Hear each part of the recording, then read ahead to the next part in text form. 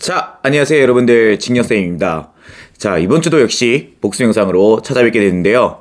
사실 제가 원래 당초 계획은 저녁에 찍으려고 했어요. 저도 이제 요즘에는 고3 수업이 좀 끝나고 좀 여유를 즐기면서 조금 휴식을 좀 취하고 있는 시즌이라 제가 이제 오전에는 좀 쉬고 하려고 했었으나 오늘 날씨가 어제는 눈이 오고 흐렸지만 오늘 날씨가 너무 좋죠. 햇빛도 들고 물론 좀 춥긴 하지만 그래서 날씨가 너무 좋아서 그냥 오늘은 좀 오전에 빨리 촬영을 하고 좀 날씨 좋을 때 이 밝은 기운으로 오늘 하루 또 시작하면 좋지 않을까 싶어서 또 이 영상 보내드립니다. 제 복습 영상에서 꼭 당부하고 싶은 건 뭐냐면 여러분들, 시험이란 거는요 출제자의 의도라는 게 반드시 존재를 해요.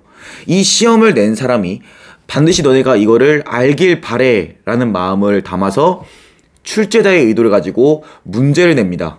그러니까 보통 시험이라는 것은 어떤 본질이 있냐면은 여러분들이 시험을 볼 때 특히 내신 같은 경우를 말하는 거예요. 학교쌤이 분명히 자기가 학교쌤이 수업을 하시는데 이걸 너무 알길 바라는 마음에서 내신 시험을 내는 거란 말이에요. 그럼 여러분이 내신을 잘한다는 건 바로 뭐냐면 그 선생님의 의도를 알아주는 거죠. 그럼 제가 이런 말을 왜 하냐면은 제가 토요일날 분명히 복습 테스트를 봐요. 복습 테스트를 보는 이유는 뭐냐면 제가 여러분한테 꼭 가져갔으면 하는 문법적 지식, 영어적 지식을 테스트를 하는 거란 말이에요. 그게 저의 의도겠죠?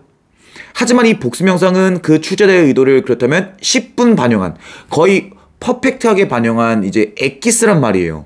그러니까 저는 이게 말이 이해가 안 되는 게 뭐냐면 분명히 복습 테스트를 토요일날 보는데 이걸 안 보고 왜 테스트를 보는지 모르겠어요.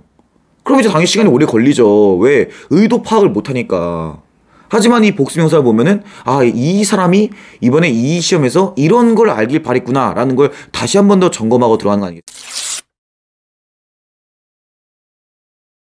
자, 그럼 여러분들 이제 우리 망설이지 말고 이제 바로 시작하도록 하죠. 여러분들 여러분들은 당연히 책을 피시면 되겠고, 윅5는 제가 저번에도 말씀을 드렸듯 얘는 이제 좀 워낙 내용 자체가 어렵다 보니까 2주에 걸쳐서 진도를 나가게 되겠습니다. 그래서 우리는 이번에 전반부에 했던 이제 문장 이제 저희가 26개 정도가 되나요? 그래서 그거를 다시 한 번 더 그중에서 반드시 가져가야 될 문장들이 몇 개 추출해서 수업을 진행하도록 하겠습니다. 자, 여러분들은 그럼 망설이지 말고 바로 첫 번째 영상부터 바로 시작하도록 할게요. 자, 테마 1입니다. 자, 테마 1인데 이제 여기서의 제가 강조하고 싶은 건 일단 뭐냐면은 여기 콤마가 보이죠, 여러분들. 그렇다면 이제 여러분들은 이제 정말 이제는 윅5까지 했으면은 그냥 나와야 돼요. 끊고 갑니다. 자, 끊고 가게 되면은 그런 포인트가 뭐가 되냐면은 이 once 라는 게 여러분이 알고 있는 뭐 한 번 이라는 의미가 아니라 얘가 지금 이 콤마를 통한 부사절을 이끄는 접속사라는 거 아니겠습니까? 그렇죠? 그래서 이 친구가 접속사로 쓰였다는 게 일단 먼저 포인트가 되겠습니다. 그렇다면 해석을 바꿔야겠죠. 그래서 여러분들이 알고 있는 뭐 한 번 내지는 여러분들이 공부를 좀 더 해서 과거 한때라고 한 게 있으면 그것도 너무 훌륭하지만 일단 오늘은 접속사로서는 일단 뭐뭐 한다면 이라는 의미를 반드시 챙겨가야겠죠. 자, 그래서 해석을 해보자면 우리가 일단 그 특성을 더해보자면 어떤 특성이냐? 자, 여러분들 알다시피 명사 다음에 대신 붙이는 대시입니다. 잘 안 보이는데 이게 잘 안 보인다는 거예요. 잘 안 보이는데 뭐보다 안 보이냐 봤더니 피부색이라던가 머릿결, 기타 등등 이런 것보다는 잘 눈에 보이지 않는 특징들을 더한다면 이라고 했죠. 자, 그리고 다시 한 번 더 정리를 해보자면 피부색 내지는 머릿결과 같은 거는 어떤 특성이라고 우리가 정리할 수 있겠냐? 바로 외견이죠. 외견. 저 사람의 피부색, 머릿결과 같은 딱 봐도 눈에 보이는 외견적 특징을 말하는 겁니다. 근데 그것보다 덜 보인다는 것, 그것보다 잘 안 보인다는 것은 당연히 외견이 아닌 어떤 내면적 특성을 말하는 거죠. 그래서 제가 물어봤었을 때 뭐 성격 나오고 뭐 했는데 아주 잘했어요. 어떤 사람의 내면, 성격 아주 좋은 추론이죠. 그렇죠? 다만 이제 이 질문은 맥락적으로 판단하자면은 여기서의 특성이란 것은 조금 생물학적 특성을 말해요. 어떤 DNA 같은 거. 그러니까 아시겠죠? 우리 몸의 안에 있는 DNA. 이런 유전적 정보를 말하는 겁니다. 그랬을 때 우리는 알게 되는데 자, 대보이면 여러분들 무슨 판단? 문장 판단. 그럼 뒤에 항상 문장이 나와야 된다. 근데 그 상태에서 뒤에 보니까 또 뭐가 나오냐? 주어가 있는데 또 주어가 있네. 자, 복습합시다. 주어가 두 개면 망설이지 말고 뭐하자? 괄호를 열어서 쭉쭉쭉쭉쭉쭉쭉 가다가 여기 있는 동사 앞에서 괄호를 닫아야 된다라는 건 제가 분명히 공식처럼 몇 번이고 반복을 했습니다. 자, 여러분들은 그렇다면 해석을 어떻게 해야 되냐? 자, 사람인데 그냥 사람이 아닌 거겠죠, 그쵸? 어떤 사람? 우리가 식별하게 된 사람이 되겠습니다.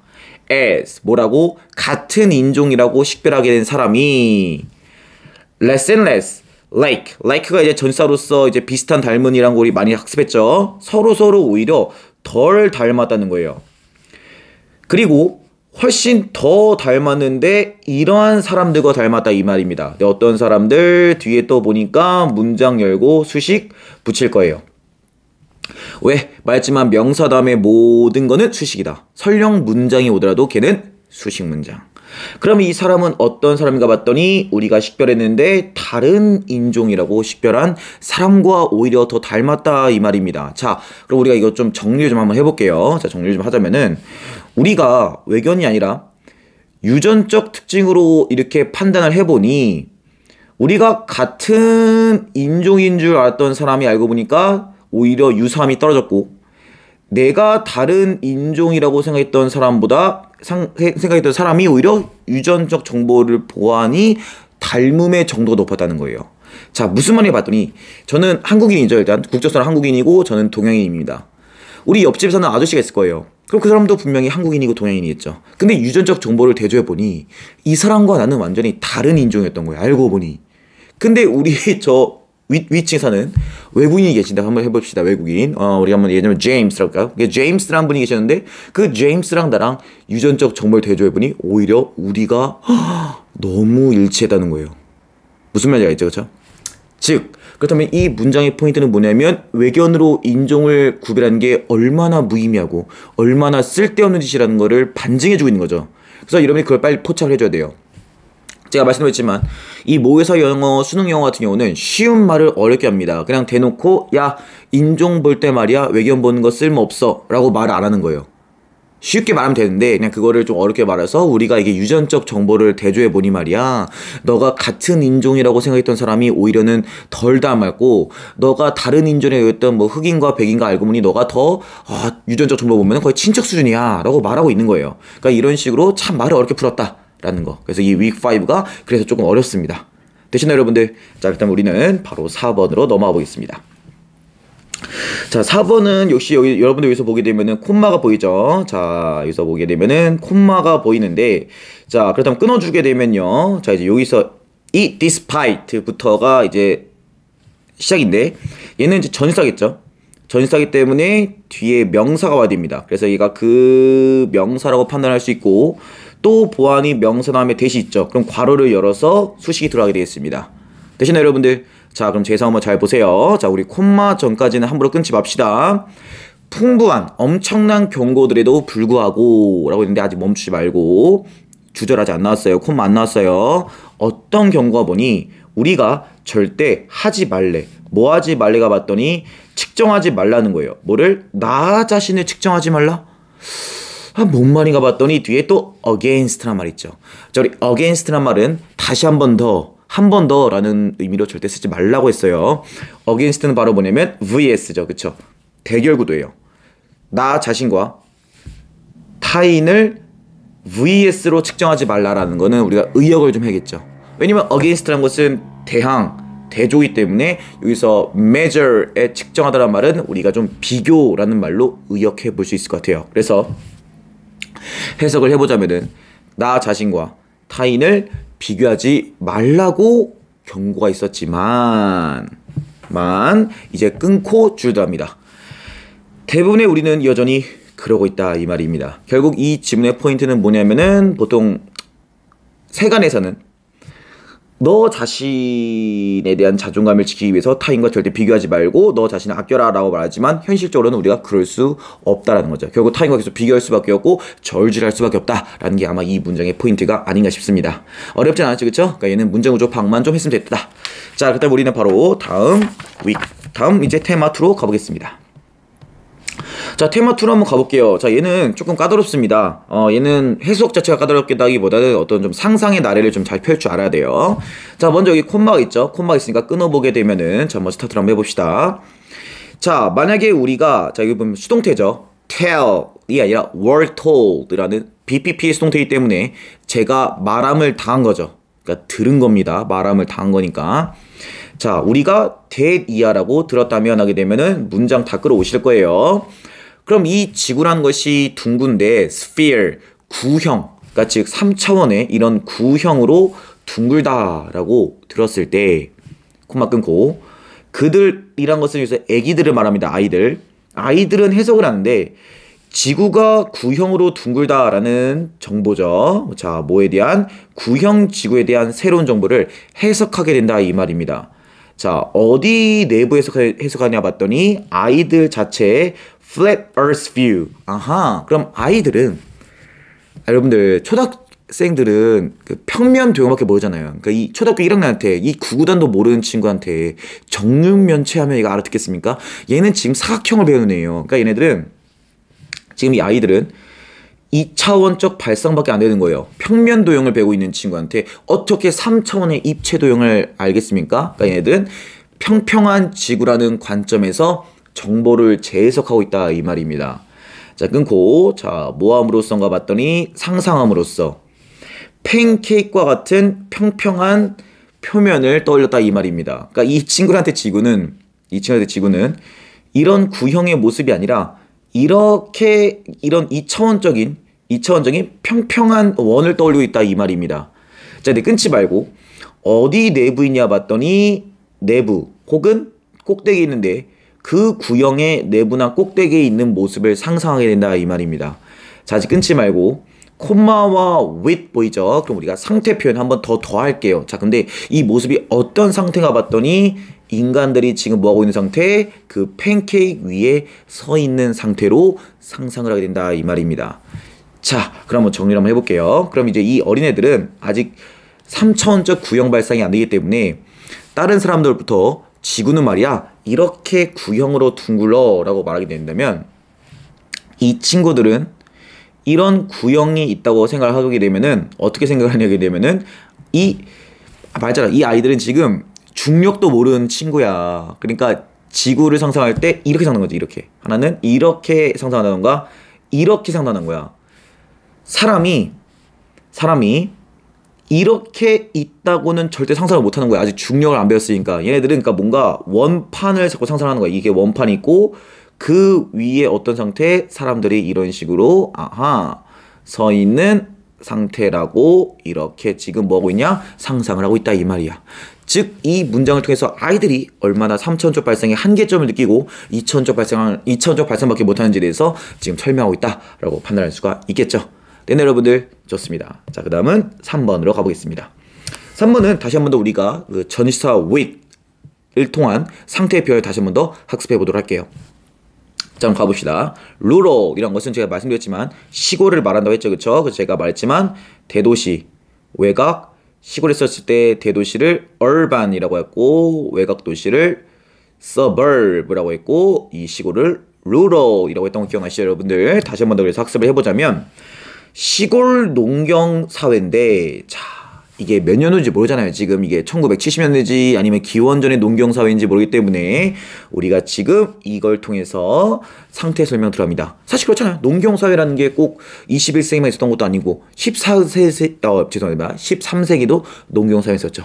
기원전에도 농경 사회 있었습니다. 그러니까 상태 설명을 해줘야 돼요. 이런 경제 상태였는데 뭘 기반으로 한 경제 상태가 봤더니 첫 번째는 가내수공업 핸드메이드니까 모든 걸 다 손으로 했던 가내수공업의 상태였고 또 하나는 농업사회였죠. 그래서 여러분들이 상상하는 이 농경사회는 어떤 사회였냐면은 가내수공업. 그러니까 아직 그 21세기의 농경사회 아닌 것 같아요. 요즘에 왜 다 기계로 하잖아요. 트랙터 쓰고 요즘에 미국 같은 경우는 막 농약도 뭐 헬리콥터로 주더구만. 약간 그치? 근데 그런 시대가 아닌 거야. 한 1960년대, 70년대 아직은 가내수공업이 주류였던 그런 농경사회가 were abandoned 버려졌다 이 말이야. 뭘 위해서? 삶을 위해서인데 대도시의 삶을 위해서 이 농경사회를 버리고 사람들이 떠났다는 거죠. 그쵸? 자, 한 번 더 공부해 봅시다. 자, with을 통해서 그 대도시도 21세기 대도시인지 아니 언제 대도시인지 모르잖아. 상태 설명 들어갑니다. 이 대도시는 당시 때 어떤 상태였냐면은 거대한 공장들이 즐비했던 상태였다 이 말이야. 뭘 기반으로 한? 경제를 기반으로 했는데 산업화된 제조를 기반으로 한 거대 공장이 즐비했던 대도시의 상태였다라고 볼 수 있겠죠. 여러분 아시겠지만 요즘 오늘 이렇게 자꾸 말을 더듬네요.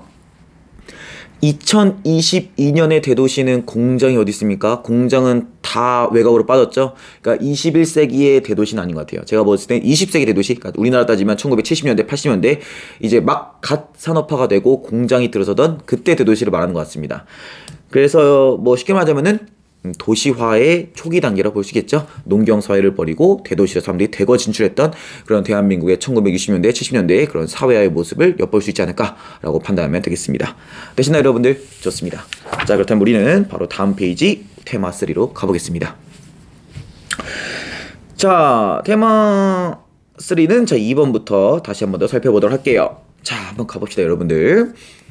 자, 더해서 어디에 더해서 이 요점에 더해보자는 거야. 뭐를? that을. 그러니까 어떤 요점이 있었겠죠? 원래 요점 A가 있었는데 거기에 B라는 요점을 지금 우리가 더해자라고 말하고 있는 거죠. 자, 근데 오늘 포인트는 뭐냐면은 접속사 대시 쓰기 때문에 역시 마찬가지로 뒤에는 주어 동사의 문장이 나와야 된다고 판단을 한번 해봅시다. 자, 그 상태에서 여러분들이 그러면 the physical features라는 신체적 특징들을 주어라 볼 수 있을 거예요. 자, 그럼 여러분들이 여기서 used를 동사로 보고 싶어 하겠죠? 여러분들 입장에서는 당연히 주어니까 이거 뭐 동사로 보는 것도 좋은 발상인 거예요. 그럼 적어도 이 친구들은 that이라는 거를 접속사라고 판단했던 거기 때문에 잘했지만 제가 항상 말씀드리지만 여러분들 이 고등부 수준에서는요 이 주어 다음에 동사가 바로 나오는 경우가 생각보다 많이 없어요. 끌 거예요. 질질 끌 거야. 너희들을 엿을 먹일 거라고. 뭘 통해서? 수식을 통해서. 그렇다면 우리는 어떤 발상을 하자? 얘가 동사이라 분사라고 판단을 한번 해본다기보다는 그런 마음가짐을 가지는 게 진짜 영어의 고수다라는 거죠. 그러면 주어 다음에 괄호를 열기 때문에 또 우리가 이렇게 지랄 하다가 여기 보게 되면은 동사가 보인다 이 말이야. 아하, 그럼 여기서 괄호를 닫자라는 게 아주 좋은 자세가 아닌가 싶어. 자, 그러면 이제 신체적 특징인데 어떤 특징인가 봤더니 사용되어지는 특징이야. 뭐 하기 위해? 식별하기 위해 사람을. 뭐라고? 대표자인데 어떤 인종의 대표자라고 사람을 식별하기 위해 사용되어지는 신체적 특징들. 말이 참 어렵기 때문에 이 필자가 너무 공허하게도 example를 통해서 설명이 들어갑니다. 피부색과 같은. 그러니까 우리가 인종의 대표자가 세 개죠. 흑인, 황인종, 백인인데 이들을 이제 구별하기 위한 신체적 특징 대표적인 게 아마 우리는 피부색이죠. 그쵸? 그러니까 그런 것들이 끊임없이 변하고 있다 이 말이야. 자, 무슨 말인지 알죠? 우리 대한민국도 여러분들 혹시 그 짤 보면은 한 1990년대 후반이라던가 이때 짤들 보면은 왜 우리가 비교하잖아. 막 옛날 조금 죄송하지만 부모님 세대들은 되게 조금 더 힘든 사회였지. 우리나라가 아직은 이게 선진국이 아니라 좀 아직 개도국 시절 때 얼마나 힘드셨겠어. 그때 막 보면은 부모님들 막 29살인데 되게 사갑고 밖에서 일을 많이 하시다 보니까 피부가 까마잡잡하고. 근데 우리나라도 이제는 이런 육체노동보다는 서비스업이 발달되고 IT업이 발달하다 보니까 대부분 다 실내 생활이 됐지. 그리고 더 잘 먹고 비타민도 많이 섭취하고 그러니까 점점 더 젊어지고 피부는 점점 더 하얘지고. 그러니까 이런 외견적 특성이라는 거는 얼마든지 변할 수 있다 이 말이야. 자, 그래서 어떤 사람은 절대로 말할 수가 없대. 어디서부터 황인종이 백인종이 된다라고는 말할 수가 없다 이 말이야. 자, 한번 예를 들자면은 이런 거야. 뭐 우리나라가 있어. 이렇게 우리나라 이렇게 일본이 있고 뭐 여기 좀만 더 대서양을 건너면은 미국이 있겠지. 미국이 있는데 말할 수가 없는 거야. 자, 여기까지는 황인종, 여기까지는 백인 이렇게 말할 수가 없다는 거야. 무슨 말인지 알지, 그치? 왜? 우리나라 사람도 점점 피부가 하얘지고 있다니까. 이해됐어? 그러면 피부로 우리가 만약에 인종을 나누자면은 우리나라도 피부 하얀 사람 많죠? 그럼 그 친구는 다 백인이야? 아니잖아. 그러니까 이렇게 말하고 싶은 거라고. 이해됐어? 그러니까 얼마나 피부색으로 인종을 나누는 게 얼마나 무의미하냐 이 말이야. 그렇다면 뭐 한국, 일본은 넌 무조건 황인종, 여기까지 무조건 황인종, 여기가 미국의 영토시니까 너는 무조건 백인 이렇게 말할 수가 없다라고 지금 인종을 구별하는 게 외견으로 인종을 구별하는 게 얼마나 무의미인지를 비판하고 있는 지문이라고 볼 수가 있겠죠. 자, 그 상태에서 공수 한번을 보게 되면 똑같은 말하고 있습니다. 자, 공수 한번 가볼게요. 자, 콤마 있죠? 자, 끊어주게 되면은 요 앞에가 이제 부사절, 주절 시작한다고 볼게요. 자, 비록 신체적 차이 그 자체는 분명히 진짜긴 해. 당연하죠. 백인과 황인종의 신체적 특징은 분명히 있습니다. 알다시피 이제 서양인들은 금발펴간, 대부분 다 금발에다가 파란색 눈을 가지고 있죠. 반면에 이제 우리 이제 동양인 같은 경우들은 이제 검은색 머리카락에 검은 눈동자를 갖고 있는 게 일단 일반적인 특징이니까 그런 건 반드시 존재하는 건 맞는 거야. 다만 또 복습하자. 주절이 시작됐는데 얘가 주어지. 또 주어다? 그렇다면 우리가 뭐하냐? 과감하게 괄호를 열고 지랄 하다가 요 동사가 나오는 순간에서 괄호를 닫아야겠지라는 걸 자꾸 습관화시키자 이 말이야. 자, 그럼 방법인데 어떤 방법? 자, 멈추지 말고 괄호 열고 우리가 사용하는 방법이 되겠지. 뭐를? 신체적 차이들을 뭐하기 위해? 분류하기 위해 사람들을 구별된 이렇게 구별된 뭐 백인, 황인, 흑인 이런 식으로 인종을 구별하기 위해서 우리가 신체적 차이를 사용하는 그 방법들이란 것은 전부 다 문화적 구성이다 이 말이야. 자, 그럼 무슨 말이냐면은 우리가 어떤 이제 인종들을 흑인, 백인, 황인종으로 피부색으로 나눈다는 것은 전부 다 이건 다 문화가 만들어낸 산물이라는 거지. 이랬어. 문화가 만들었다는 것은 무슨 말이냐면은 여러분들 이거는 조금 제가 이제 복습 영상이니까 좀 더 심도 있게 가자면은 여러분들이 이제 윅5까지 같이 하게 된다면은 여러분이 많이 느꼈겠지만 이 수능 영어나 모의서 영어는 이런 걸 되게 좋아해. 선천적으로 타고난 것이냐 아니면 후천적으로 만들어낸 것이냐라는 걸 굉장히 많이 강조를 합니다. 그러면 이제 우리가 알 수 있는 게 뭐냐면 많이 느꼈겠지만 여기서 문화적 산물이란 것은 무슨 말이냐면은 정말 직역해서 문화적으로 만들어낸 거야 라고 했던 걸 말하고 뭐냐면은 선천적이 아니라 후천적 산물이라고 말하고 싶은 거죠.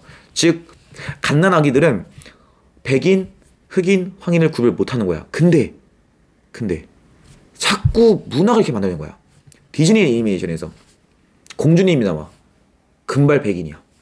라푼젤 보세요. 라푼젤 머리 엄청 길죠? 금발. 그쵸? 이런 거. 그럼 우리는 그렇게 생각한 거야. 아, 공주님은 백인이구나. 이런 식으로. 그래서 이런 식으로 답습이 되면서 뭔가 백인은 아름답고 공주님이고 잘생긴 왕자님도 그렇고. 그러니까 이런 식으로 자꾸 문화적 답습이 되면서 우리가 저거 구별하는 거야. 그럼 뭔가 교과서에서 막 흑인들은 노예 취급받고 그럼 뭐야? 흑인들은 노예인가? 자꾸 학습하게 되고 이런 식으로 전부 다 문화가 후천적으로 만들어낸 산물이고 이것이 얼마나 무의미한지를 보여주고 있다는 거게 되죠. 되시나요 여러분들? 좋습니다. 자, 그럼 우리가 다음 테마 앞으로 빨리 가볼게요. 자, 3번입니다. 3번은 어렵진 않아요. 자, 이거는 우리가 다시 한 번 더 좀 빨리 공부를 한번 해보자면은 동사 다음에 나오는 if냐 콤마 다음에 나오는 if냐에 따라서 제가 해석을 달려야 된다. 자, 왜냐면은 동사 다음에 나오는 if란 것은 얘가 목적어 명사라는 게 되겠고 콤마 다음에 나오는 if란 것은 얘는 지금 부사라고 말하고 싶은 거죠. 즉 똑같은 문장에 있는 if지만 품사가 다르기 때문에 해석도 반드시 달리하셔야 된다는 거지. 달리하셔야겠죠. 그럼 명사의 경우에는 당연히 뭐뭐인지 아닌지라고 해석을 해줘야 되겠고 부사의 경우에는 당연히 만약 뭐뭐라면이라고 해석을 세팅을 해줘야 된다 이 말입니다. 자, 그럼 이렇게 품사적 판단이 얼마나 중요한지 자 해석을 통하게 되면 바로 아시게 될 겁니다. 자, 바로 가볼까요? 너는 알 수 없다 이 말이야. 인지 아닌지를 알 수가 없는데 이러한 새로운 습관 아까 말했던 우리 전에 공부했죠? 미라클 모닝 말하는 거예요. 아침 일찍 기상해서 하루를 시작하는 거. 그것이 실제로 너의 인생을 좀 더 낫게 만들어 줄 것인가 아닌가는 살짝 잘 모르겠어. 세모. 특히 만약 뭐 한다면 이것이 의미한다면 뭐를 너의 수면 시간이 줄어든다는 걸 의미한다면 과연 이 미라클 모닝이 진짜 너의 인생을 좋게 만들어지는지는 잘 모르겠다 이 말입니다. 자, 정리 한번 해볼게요. 미라클 모닝을 통해서 이제 새벽 4시 30분에 기상하는 습관을 만들었다 이 말이야. 자, 근데 문제는 뭐냐면 원래 새벽 2시에 자는 친구가 9시에 일어나는 친구야. 새벽 2시 자고 9시에 일어나. 제가 보통 그렇죠? 저는 새벽 2시에 보통 취침을 해서 9시에 일어납니다. 자, 근데 그런 제가 똑같이 새벽 2시 자고 4시 반에 일어나면 그게 말이 되겠습니까? 그게 미라클 모닝이야? 그거는 삶이 피폐해지는 거죠. 즉 이 쯤에서 말하고 싶은 건 뭐냐면 미라클 모닝 하는 걸 좋은데 수면 시간이 줄어들면서 미라클 모닝 하는 것은 살짝 세모라는 거죠. 다시 말해서 이 미라클 모닝이 올바르게 성립을 하기 위해서는 네 수면 시간도 그만큼 뭐였냐? 앞으로 당겨야 된다는 거죠. 즉 내가 새벽 2시 자서 9시 반에 일어나는 친구야. 근데 내가 미라클 모닝으로 4시 반에 기상을 하면은 내 수면 시간도 그만큼 새벽 2시가 아니라 12시든 아니면 10시든 11시든 땡겨줘야 된다라는 게 포인트가 아닌가 싶습니다. 되시나요 여러분들? 좋습니다. 자, 그럼 우리가 04번 바로 가볼게요. 자, 04번은 이제 어렵진 않은데 자, 여기서 보게 된다면은 얘도 지금 콤마가 있죠, 그쵸? 자, 그럼 끊어갈게요. 자, 끊어서 한번 가봅시다. 자, 만약에 일반적 과학자들이 실험의 결과를 얻었는데, 자, 이 실험의 결과가, 자, 아직 콤마 안 났죠? 위치에서 괄호 열고 붙여볼게요. 이것이 지금 부합하고 있는데, 패러다임과 만약에 지금 부합하고 있는 실험의 결과를 만약에 얻었더라면, 콤마 끊고, 그들은 생각을 하는데, that 이하라고 생각할 수 있다, 이 말입니다. 자, that 보게 되면 우리 무슨 판단? 문장 판단. 끊지 말고 호흡 길게 뺍시다. 그들의 실험적 기술이 잘못되었다라고 판단을 하지, 그쵸? 아니라는 거야. 뭐라 생각을 하지 않냐 봤더니, 패러다임이 잘못되었다라고는 생각하지 않을 거라는 거죠. 자, 다시 한번 더 정리해보자. 어떤 실험의 결과가 나왔는데, 이 과학자가 취한 태도가 뭐냐면은, 에이, 패러다임이 잘못될 리가 없어. 잘못되었을 리가 없어라고 생각을 하고, 오히려 나의 어떤 실험적 기술들의 오류가 있었던 게 아닐까라고 생각을 했다는 겁니다. 자, 그렇다면 너희들이 뭘 바라봐야 되냐면은 일반적 과학자들이 이 패러다임이라는 것을 어떻게 보냐면 굉장히 신성시하고 있다는 걸 느낌이 오겠죠. 무슨 말인지 알아? 패러다임이 잘못되었을 거라고는 일말의 의심조차 안 하는 거야. 오히려 내 실험이 뭔가 오류가 있었지라고 생각했다는 거죠. 자, 다시 한번 정리하자면은 제가 수업 시간에 비유를 드렸죠. 수업 시간에도 예시를 든 게 지동설이에요. 지금 우리 21세기는 지동설을 패러다임으로 삼고 있는 시대입니다. 그럼 과학자들은 지동설이 잘못된다. 즉 지구가 태양을 중심으로 돈다라는 것 자체를 의심을 안 한다 이 말이야. 무슨 말인지 알겠나? 그렇다는 것은 여러분이 이제 다시 한 번 더 정리를 하자면은 일반적 과학자들이 이 패러다임이라는 것을 얼마나 신처럼 여기는지를 다시 한 번 더 알 수 있는 부분이라고 판단할 수가 있겠죠. 대신 여러분들 좋습니다. 자, 우리가 다음에 바로 테마 5로 넘어가겠습니다. 자, 테마 5 또 한번 가보죠. 자, 테마 지금 여러분들이 지금까지 학습해 보셔도 알겠지만 이 week 5가 그러니까 2022년 고2 3월 교육청 모의사인데 굉장히 문장이 길죠. 문장 단위가 너무 깁니다. 그러니까 지금 여러분들이 중등부하고 고등부의 제가 가장 큰 차이가 바로 뭐라 말씀해 주시냐면은 문장 길인 것 같아요. 물론 지문이 담고 있는 내용의 심오함도 다를 수 있겠지만은 그냥 문장의 호흡 자체가 굉장히 길어요. 그렇기 때문에 자꾸 여러분이 뭐랄까 저는 이 말씀을 꼭 드리고 싶어요.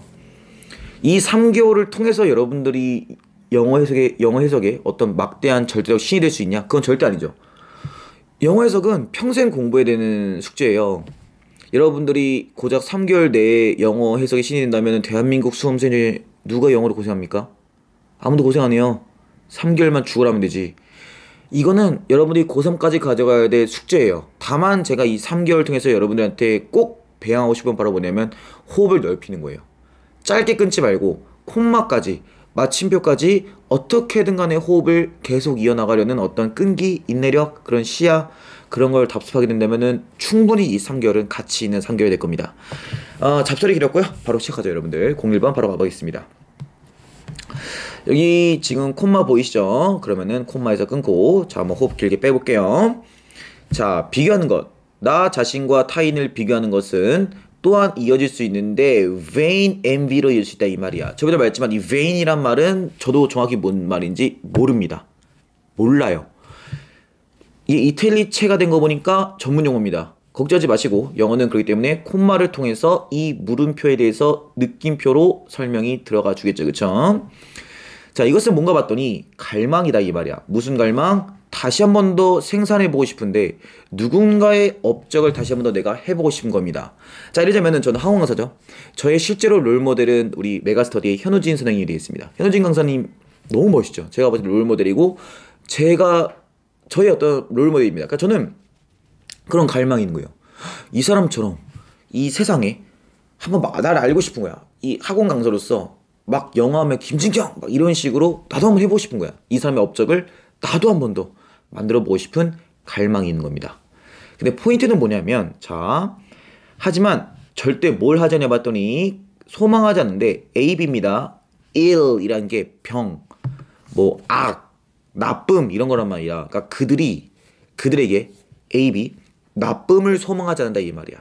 즉 내가 현우진 선생님을 굉장히 이제 존경하는데 그렇다고 해서 그 마음속에 이 사람이 안 되길 바라고 저 사람이 망하길 바라는 마음은 없다라는 겁니다. 없어요. 그럼 이제 여러분들이 이게 바뀌어야 돼. 원래 envy라는 단어가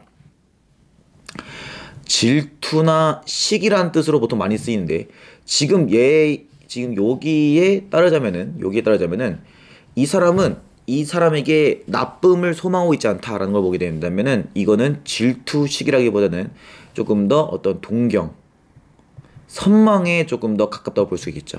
그러니까 정말 긍정적인 마음인 거야. 깨끗하고 정말 깨끗한 존경심을 담고 있다고 볼 수가 있겠지. 됐니?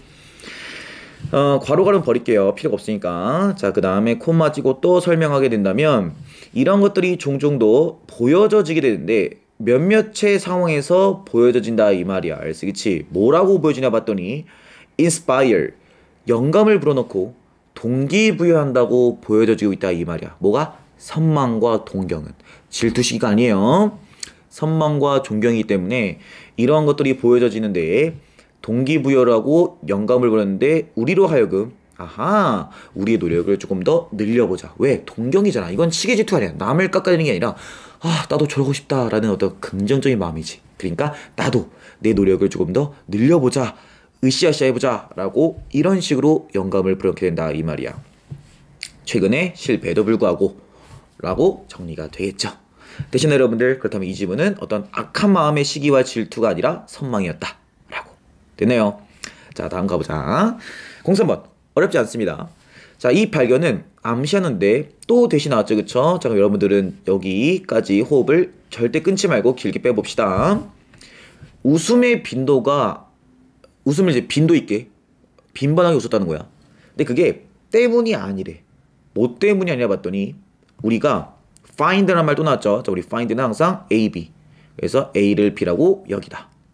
무언가를 funnier, 훨씬 더 재밌다라고 여겨서가 아니라는 거죠. 특히 우리가 타인과 함께 있을 때 너무 재밌어 라고 해서 빈번히 웃었던 게 아니라는 거야. 그러나 대신에 우리는 웃음을 사용했는데 뭐 하기 위해 사용했냐 봤더니 타인과 연결되기 위해 사용했다는 거죠. 그렇다면 너희가 알 수 있는 거야. 이 웃음은 내가 정말 개그적으로 웃겨서 웃었다는 게 아니라 썼다는 거지. 도구였다는 거야. 타인과 연결되기 위해서. 그렇다면 이 웃음은 어떤 웃음? 네, 가식적인 웃음이 되겠지. 형식적인 웃음. 이랬나요? 분위기를 맞추고 그냥 사람들이 옆에 사람들이 뭐 분위기를 맞춰준 거야. 사회적 분위기를 맞춰주면서 나도 그냥 웃었다는 거지. 이랬나요 여러분들? 그런 식으로 쉽게 아마 이해할 수 있을 겁니다. 대신 여러분들 좋습니다. 자, 그럼 우리가 다음으로 넘어가 보도록 할게요. 자, 테마 1 같은 경우는 07번이 진짜 너무 중요합니다. 자, 그럼 07번 한번 같이 가볼게요. 제가 말씀드렸지만 이 however 다음에 만약에 그러나로 쓸 거면은 콤마가 바로 뒤에 찍혀줘야 돼요. 그럼 이게 그러나가 맞아. 근데 그게 아니라 쭉쭉쭉쭉쭉 문장을 빼고 여기서 찍었지. 그렇다면 말했지만 얘는 how 플러스 ever의 복합 의문사라고 판단을 해주셔야 돼요. 여러분이 알고 있는 그러나와 하지만이 아니라 how라는 의문사에 ever이 붙게 된 복합 의문사를 볼 수 있고 그에 따라서 해석은 얼마든지 뭐뭐간에 라고 해석을 바꿔야겠습니다. 대신 여러분들 이거 굉장히 중요한 해석 스킬이에요. 그럼 제 해석 한번 잘 보세요. 자, 그렇게 되면은 그러면은 이게 붙여볼게요. 얼마나 성공적이었든지 간에 뭐가 패러다임이 얼마나 성공적이었든지 간에 자, 끊어볼게요. 이 패러다임은 항상 마주하게 될 것인데 특정한 문제들을 결국 직면하게 될 것이다 이 말이야. 자, 하이픈 긋고 설명 들어갑니다. 첫 번째는 어떤 거? 현상인데 어떤 현상? 이거 위치 보이죠? 문장 붙일게요. 이 패러다임이 간단하게 수용할 수 없는 절대 수용할 수 없는 어떤 현상들. 예전 우리가 현재 말했죠. 우리는 현재 지금 21세기는 지동설의 패러다임인데 지동설로는 설명할 수가 없는 현상을 맛보게 된 거야. 이런 문제라던가. 혹은 두 번째는 mismatch, 맞지 않는 거지. between A and B, 즉 뭐하고 뭐가 안 맞냐 봤더니 그 패러다임 이론의 예측과 실험의 어떤 결과가 맞지 않는 거야. 우리 지동설이 갖고 있는 이론의 예측 방향성과 실험했더니 지동설과 전혀 맞지 않는 결과가 나왔던 거야. 이런 문제를 직면하게 된다 이 말이야. 자, 정리를 하자면 너무 중요하죠. 아까 전 페이지에서 나왔던 일반적 과학자들은 패러다임을 뭐라 하겠냐면은 신적으로 여겼죠. 신호였던 거야. 내가 잘못됐지 패러다임이 잘못될 리가 없어 라고 생각했는데 필자는 반대야. 필자는 뭐라 말했냐. 패러다임이 얼마나 너가 잘났고 성공했든지 간에 이거 분명히 문제 맞이하게 될 거야. 패러다임이 설명할 수 없는 현상이라던가 아니면 실험의 결과가 안 맞든 간에 이런 식으로 넌 분명히 문제를 맞이하게 될 거야. 그러니까 패러다임이 무조건 절대적이라고는 믿지 마 라고 필자는 오히려 말하고 싶은 게 되겠죠. 대신 여러분들 좋습니다. 자, 그럼 우리가 다음 페이지 가볼게요. 자, 우리 두 문제 남았거든요. 힘내보자. 05번 가볼게요. 자, 05번. 자, 게다가 있는데 어떤 문학적 특징들이 있다 이 말이야. 자, 끊지 말고 뒤에 that 보이죠? 그럼 우리는 여기 세미콜론까지를 끊고 여기까지는 수식이라고 호흡 붙여볼게요. 자, 그럼 가보자. 그럼 이 문학적 특징은 어떤 특징이냐 봤더니 또 할 수 없대. 적절하게 뭐 할 수 없냐? illustrate. 제발 사파하지 말고 설명하다. 설명할 수가 없는데 짧은 발췌로는 설명할 수가 없는 문학적 특징들이 있다 이 말이야. 자, 그럼 우리가 어렵게 생각하지 마자. 발췌라는 말은 무언가를 따오는 거지. 그러니까 한두 문장 따와서 설명할 수 있을 만한 문학이 아니라는 거야. 그럼 이런 문학은 어떤 문학일까? 예를 들면 어떤 문학을 설명하는데 한두 줄로 설명할 수 있는 문학은 쉬운 문학이지. 이해하기 쉽고 그냥 뭐 가벼운 어떤 소설이든 로맨스 소설이든 만화책을 문학을 볼 수 있는지 모르겠지만 아무튼 쉬운 소설을 말한 거야. 이제 뭐 홍길동전 같은 거. 그런 건 너무 쉽지. 그냥 뭐 홍길동이란 사람이 서자로 태어나서 억울했지만 뭐 초능력이 있어서 세상을 구했다. 이거는 뭐 쉽게 설명할 수 있잖아. 근데 어려운 문학도 있다는 거야. 이런 걸 설명할 수 없는. 제가 예를 들었죠. 뭐 조지 오웰의 뭐 1984. 1984 뭐야? 빅브라더스야. 빅브라더스는 또 뭐야? 빅데이터를 가지고 노는 권력자야. 그럼 이 권력자가 뭘 한 거야? 빅데이터를 통해서 사람들을 일렬로 통제하고 막 벌써 봐봐. 말을 엄청 설명해야 되잖아. 그러니까 이런 어려운 문학을 말하고 있다라고 볼 수가 있는 거야. 그러니까 얘는 지금 어려운 문학을 말하고 있고요. 자, 세미콜론을 통해서 어려운 문학에 대해서 설명을 좀 해줍니다. 자, 첫 번째는 뭐냐면 전개를 하는데 이야기와 캐릭터가 발전되고 전개를 하는데 자, 콤마 끊어볼게요. 얘는 이제 버리고 제가 말했지만 콤마는 끼어든 색이라고 했어. 자, 그럼 이제 with을 이제 붙여보자면 이게 어떤 상태로 하고 있냐 봤더니 이런 캐릭터나 플롯의 어떤 이런 발전이 점진적으로 개입을 하는데 독자가 개입하라 이 말이야. 이래서 작가가 아니라 이 글을 읽을 때 독자가 개입을 하는 거야. 독자가 개입을 한다는 말은 바로 무슨 말이냐면은 너가 좀 생각을 하는 거야. 그냥 우리가 텍스트를 읽고 그냥 그런가 보구나가 아니라 뭐지? 뭔 말이야? 이게 도대체 무슨 개소리지? 이걸 이해하기 위해서 네가 좀 에너지도 쓰고 너의 어떤 생각도 부여해보고 고민도 해보라고 말하고 싶은 거지. 이게 바로 어려운 문학 그 특징 첫 번째. 독자의 개입이라는 거야. 독자가 생각을 할 것. 자, 두 번째 또는 죄송합니다. 그쵸? that 붙이면은 이것이 암시하는. 됐나 여러분들? 근데 뭐 얘는 중요한 게 아니니까. 두 번째는 전개, unfold. 말했지만 전개야. 아하, complex theme. 복합적인 테마라는 거야. 아무래도 어려운 문학이다 보니까 어려운 문학들은 주제가 하나로 정리가 안 되는 거야. 홍길동전 같은 거는 뭐 주제가 굉장히 쉽죠. 뭐 권선징악 이런 식으로 그냥 사자성어도 정리할 수 있다 이 말이야. 근데 어려운 문학 있지. 방금 했던 1984 이런 거. 디스토피아적인 세계에 대해서 이 빅브라더스라는 사람이 빅데이터를 가지고 사람을 천편일률적으로 지배하는 거에 대한 비판 이런 건데 막 벌써 봐. 이게 너무 복합적이잖아. 이 테마 자체가 벌써 약간 그치? 이런 식으로 주제의식 자체가 굉장히 복합적이라는 거야. 특히 이제 뭘 통해서 이런 식으로 이제 복합적인 테마를 했냐 봤더니 자, 병치란 뜻이죠. 제가 말했지만 이게 단어도 어려워요. 제가 어떻게 발음하는지도 모르겠어. 병렬 배치를 했는데 대조적 관점에 병렬 배치를 했다 이 말이야. 즉 쉽게 말하자면은 쉬운 문학들은 주제 A를 가지고 그냥 쭉 전개를 하는 거야. 근데 어려운 문학들은 주제 A, 주제 B를 대조하여서 이걸 두 개를 계속 전개를 하는 거야. 그러니까 막 이걸 이제 읽어가면서 A가 옳은지 B가 옳은지 계속 왔다 갔다 고민하면서 도대체 이거는 나한테 어떤 걸 말하고 싶지? 라고 이렇게 말하는 게 어려운 문학이다 라고 볼 수가 있겠죠. 대신 여러분들 좋습니다. 자, 우리가 08번 바로 가보도록 할게요. 자, 오늘 복습에서 마지막입니다. 자, 좀만 더 힘내시고 자, 한번 여기 끊어볼게요. 자, 콤마 있지? 자, 끊어볼게요. 끊어보고 고전적 연구에서 자, 매우 창의적인 건축가들은 자, 이거는 제가 여러분들 보기 쉽게 자, 이렇게 제가 표시를 할게요. 이렇게 하나, 그 다음에 색깔을 좀 바꿔서 이렇게 하나라고 할게요. 제가 말씀드렸지만 이 문장은 짧음에도 불구하고 어려운 이유는 뭐냐면 각자 걸려있는 대상이 너무 달라요. more는 비호급이기 때문에 then부터 시작하는 얘를 이렇게 끌어당기지만 그와 반대로 be likely는요 반드시 수거로서 to 부정사를 반드시 동반합니다. be likely to 부정사가 뭐뭐할 가능성이 있다라는 수거거든요. 그렇기 때문에 이 to 부정사는요 요 앞에 걸려있는 게 아니라 얘한테 걸려있기 때문에 문장이 짧음에도 불구하고 해석이 어려운 이유는 각자의 주인이 다르기 때문입니다. 해석도 그렇기 때문에 호흡을 탁탁 바꿔줘 주셔야 돼요. 그럼 잘 들어보시겠어요 여러분들? 매우 창의적인 건축가들은 훨씬 더 가능성이 있는데 뭐보다 가능성이 있냐? 그러면 봐봐. 그러면 너희들 머릿속에는 창의적 건축가가 훨씬 더 뭐 할 가능성이냐 봤더니 그들의 기술적으로는 유능하나 아직 끊지 마세요.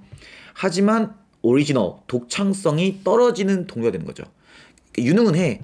근데 창의적이지 못한 애와 지금 이렇게 비교가 들어가고 있고 근데 이 사람이 훨씬 더 이제 나온 거야.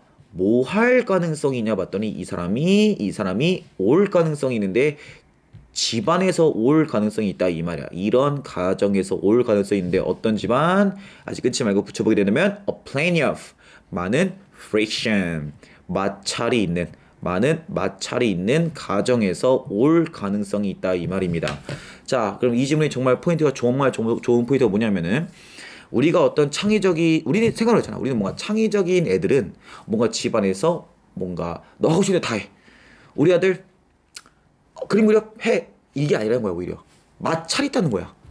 좀 부모님이나 싸우든 갈등을 빚든 의견 충돌이 있든 오히려 이런 집안에서 창의적인 건축가가 나온다는 게 이 질문에 포인트가 되겠죠. 우리 상식과는 반대로. 되시나요 여러분들? 그렇기 때문에 이 질문에 참 이게 어렵다는 거. 됐나요 여러분들? 해석도 참 어려웠죠. 그래서 각자의 주인을 찾아기 때문에 여러분이 항상 호흡을 세팅해줘야 돼. 비유급이 more이면 당연히 then이 와야 되고 be likely는 반드시 to가 와야 된다는 어떤 습성이기 때문에 이걸 이렇게 호흡을 반드시 세팅을 해줘야 된다. 되시나요 여러분들? 좋습니다. 자 그렇게 해서 이제 우리가 이번 주도 복습 영상을 또 마무리해봤어요. 40분이 넘는 영상이지만 분명히 여러분들이 1.25배속, 1.5배속 하게 된다면 분명히 더 짧은 시간에 영상을 시청할 수 있고 이거는 누님 말씀이지만 어디서든지 볼 수 있죠. 자기 전에도 볼 수 있고 아니면 학원 오는 버스도 볼 수 있고 이거 언제든지 볼 수 있는 거예요. 그러니까 여러분들 이거는 시간이 없다는 건 변명이다. 됐나요 여러분들? 30분에서 40분만 투자하면 될 일이다. 됐죠 여러분들? 자 그럼 저는 윅5 복습 영상 그 전반부를 위해서 마무리 짓 거고요. 우리는 내일 토요일날 복습 테스트로 다시 뵙도록 하겠습니다. 여러분들 꼭 영상 시청 부탁드리겠습니다. 얼마 안 걸려요. 꼭 보세요. 자 그럼 저는 여기서 마무리 짓도록 하겠습니다. 여러분들 너무 수고 많았고 궁금한 점은 언제든지 카톡으로 질문 부탁드리겠습니다. 자 그럼 저는 여기서 마무리 짓겠습니다. 여러분들 수고 많으셨습니다.